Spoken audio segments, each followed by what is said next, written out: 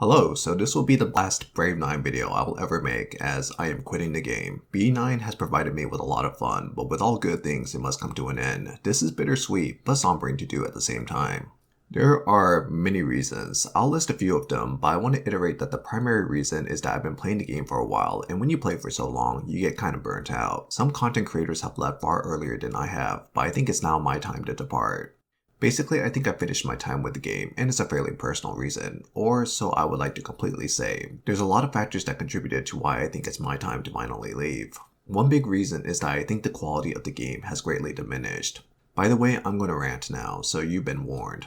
The game crashes a lot more than it ever did, in no small part to the ads feature, which I'll talk more about later. The game crashes ever more consistently with each update, and I often see pings of people's weird issues or debug error prompts with each growing update. NeoWiz seems fixated on pushing ads and the introduction of their new server that they almost seem to neglect addressing the constant issues of their actual game. The game is constantly riddled with bugs and issues that range from minor inconveniences to really problematic detriments, and NeoWiz's consistent response generally seems to be punishing the players. One example is that when they accidentally gave everyone 30,000 horseshoes instead of 30,000 gold, NeoWiz's response was to remove the 30,000 horseshoes entirely, which caused some players to end up in the negative horseshoes where they literally could not play the game until they pay off the debt, which is just fucking ridiculous. You didn't even have to spend all 30,000 of the horseshoes, or even a half of it or quarter of it. So long as you had less than 30,000, you're in the negatives. In the new Terra server, there was apparently a bug where Jumpstart was actually not disabled and players somehow ended up there and were able to claim rewards. How the fuck does that even happen? And their response for this neglect on their part is to ban the players in a pretty untactful way. You can argue that the players should have known better, but you can't control a consumer player base on moral alone. If you don't want players to get an unfair advantage, you don't leave bugs like that lingering. And players are still constantly peppered with crashes where they can't finish the Evil Castle stages or straight out can't even log in. It's such a shit show.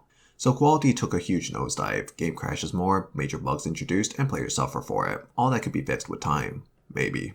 The second major grievance I have is that the direction of the game is heading to one I'm not interested in. Brave 9 originally is a game of unit interactions and strategy. One could argue that it still is, but with each min-max blood mechanic introduced in the game, it just constantly pushed the game more towards units trying to stat check each other. Eden is actually one big example, and ironically the only quote-unquote whale character in the game. He was originally manageable because he didn't do guard ignoring damage, but lo and behold, mythic runes with penetration was introduced, and now almost nothing survives his character again because Eden does direct damage on normal attacks. Shit like this is getting very old. They had something good initially, but they want to introduce more min-max blow and ruin the equilibrium.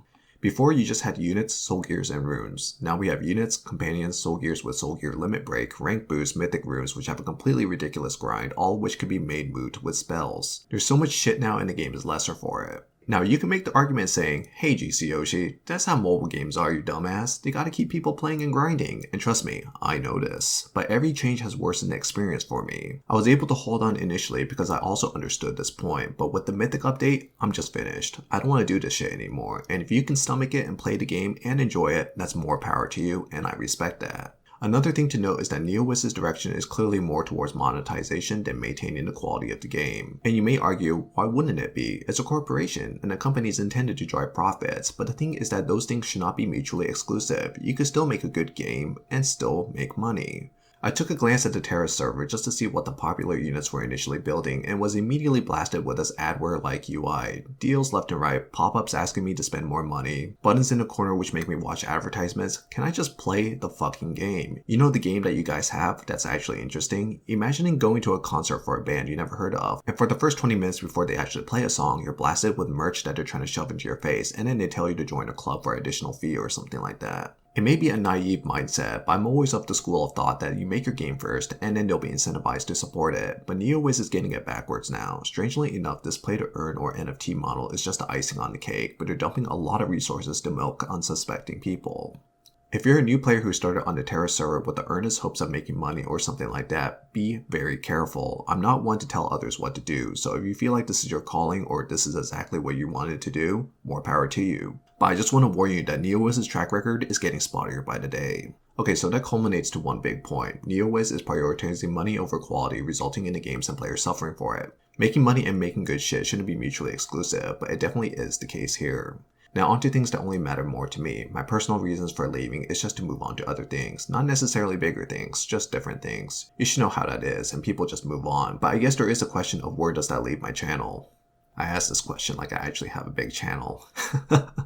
Which I clearly don't. I'm going to unlist all my Brave 9 videos to clean up my YouTube page and move them into one big playlist where you can find them there. Most of my other non-mercenary Spotlight or Brave 9 videos will be unlisted or just straight out deleted. As for my beginner doc, I won't be updating it anymore. I highly encourage anyone to write up their own or just make a copy of mine and iterate on it if they want to continue it. Most important of all, I want to thank you, the viewer or listener. I read these comments that people leave behind, and that stuff kept me going for a long time. If it weren't for you, I'd burn out far sooner. Whatever you do, be it continue playing Brave 9 or moving on, or you never gave a shit about B9 to begin with, I hope whatever you do it well. As for me, I may resume working on fighting game related videos in the distant future, or I just leave video making in the dust. I'm not a straight arrow and I tend to bumble around a lot, so we'll see.